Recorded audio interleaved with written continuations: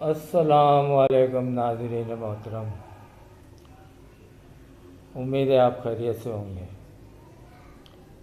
آج ہماری خوش قسمتی ہے، آج ہمارے پاس خوش قسمتی سے موجود ہیں حضرت علامہ صوفی محمد ادریس صاحب۔ تو ان کی موجودگی کا فائدہ اٹھاتے ہوئے صحبت اولیاء اللہ کے فوائد کیا ہیں اس پر ہم جاننا چاہیں گے، ان کے خیالات کو کہ اولیاء اللہ کی صحبت میں بیٹھ کر یا ان کی سنگت میں رہ کر ہم کیا فیض حاصل کر سکتے ہیں۔ لہذا توجہ سے ذرا سنیے گا، آپ کی بڑی مہربانی ہوگی۔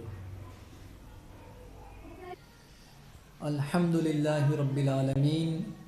والعاقبۃ للمتقین والصلاة والسلام علی من کان نبیا وآدم بین الماء والطین وعلی آلہ وصحبہ اجمعین۔ قال اللہ تعالی فی الکلام المجید والفرقان الحمید اتبع سبیل من اناب الی،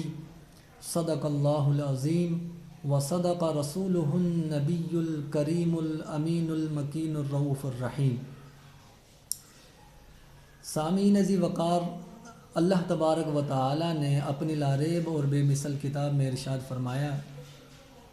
اتبع سبیل من اناب الی، کہ تو اس کی پیروی کر جو میری طرف رجوع لے کر آیا۔ سامعین محتشم، اولیاء اللہ کی صحبت کے کیا فوائد ہیں وہ چند ایک آپ کے سامنے اور آپ کے گوش گزار کروں گا۔ سامعین ذی وقار، اولیاء اللہ کی صحبت کے بے شمار فوائد ہیں،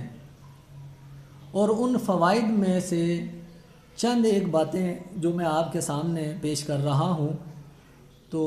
ان میں سے ایک بات یہ ہے کہ حضرت سعدی علیہ رحمہ کے بڑے ہی خوبصورت جو ہے اشعار جو اولیاء اللہ کی صحبت کے فوائد کے متعلق ہیں، وہ یہ ہے کہ حضرت سعدی علیہ رحمہ فرماتے ہیں، گلے خوشبوئے در حمام روزے رسید از دست محبوب بدستم۔ آپ فرماتے ہیں کہ ایک روز میرا حمام جانے کا اتفاق ہوا کہ میں غسل کرنے کے لیے، نہانے کے لیے میں حمام گیا، تو وہاں پر میں نے خوشبودار مٹی دیکھی، تو آپ اس مٹی سے جو ہے گفتگو کرنے لگے۔ آپ نے اس مٹی سے کہا، بدو گفتم کہ مشکی عابیری کہ ازبو دلاویز تو مستم، کہ اے مٹی یہ بتا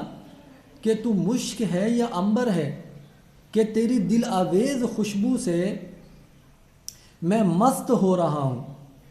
کہ اتنی اٹریکٹیو تیرے اندر سے خوشبو آ رہی ہے کہ میرا دل جو ہے وہ تیری طرف مائل ہوتا جا رہا ہے۔ تو سامعین ذی وقار، وہ مٹی کیا کہتی ہے؟ بڑی عاجزی اور انکساری کے ساتھ وہ یہ الفاظ کہتی ہے، بگفتہ من گلے ناچیز بودم ولیکن مدت باگل نشستم۔ اے سعدی، میں تو ایک عام سی مٹی ہوں جسے لوگ اپنے پاؤں تلے رون دیتے ہیں، جس کی کوئی وقت اور کوئی حیثیت ہی نہیں ہے، اور یہ جو تم میری اتنی تعریف کر رہے ہو اور یہ جو تم محسوس کر رہے ہو کہ میرے اندر سے جو ہے اتنی اعلیٰ قسم کی خوشبو آ رہی ہے، اور جس کی وجہ سے جو ہے تمہارا دل جو ہے وہ لطف اندوز ہو رہا ہے، محظوظ ہو رہا ہے، اس کی وجہ کیا ہے کہ وہ میں نے جو کچھ عرصہ جو ہے وہ پھولوں کی صحبت میں رہی ہوں، پھولوں کی سنگت میں رہی ہوں۔ اور آخر میں وہ مٹی یہ کہتی ہے، جمال ہم نشیں در من اثر کرد وگر نہ من ہما خاکم کے ہستم، کہ یہ جو میرے اندر سے خوشبو آ رہی ہے یہ میرا اپنا کمال نہیں ہے، یہ سارے کا سارا کمال جو ہے ان پھولوں کا ہے جن کی صحبت میں رہی ہوں۔ تو سامعین ذی وقار، ایک عام انسان جو ایک عام ہوتا ہے، ٹھیک ہے، لیکن جب وہ اہل اللہ کی صحبت میں آ جاتا ہے، جب وہ اللہ کے صالحین بندوں کی سنگت کو اختیار کر لیتا ہے، تو آہستہ آہستہ جو ہے وہ انسان اس عام انسان کے اندر بھی جو ہے وہ اس کے اعمال کے اندر جو ہے خوشبو آنا شروع ہو جاتی ہے، اور وہ بھی عام سے خاص بن جاتا ہے، بلکہ خاص سے خاص الخاص بن جاتا ہے، اور اللہ کی بارگاہ میں جو ہے وہ اللہ کا جو ہے قرب یافتہ بندہ بن جاتا ہے۔ تو اگر ہم چاہتے ہیں کہ ہمیں بھی اللہ کا قرب نصیب ہو اور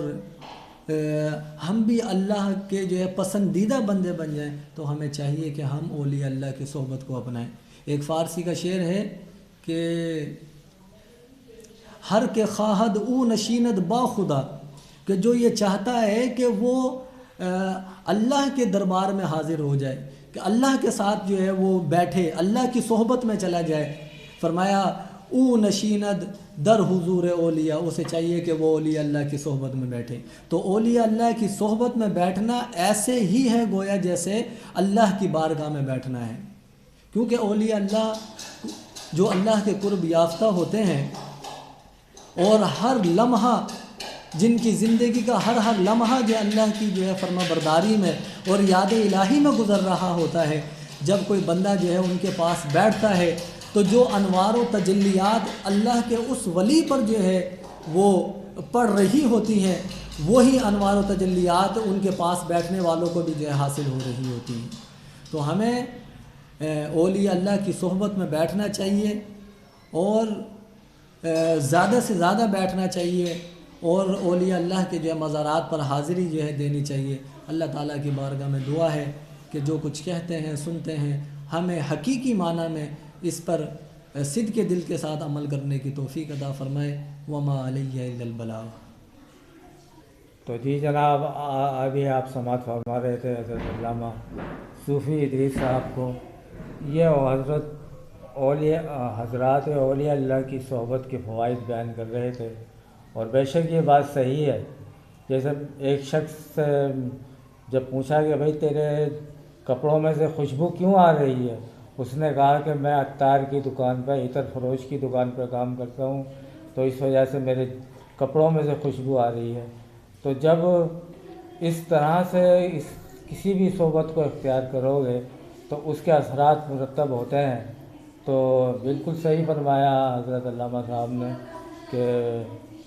اولیاء اللہ کی صحبت اختیار کی جائے تاکہ ہم دنیا اور آخرت میں فیض حاصل کر سکیں۔ اسی کے ساتھ میں آپ سے اجازت چاہتا ہوں۔ آپ کا بہت شکریہ، آپ نے سماعت فرمایا۔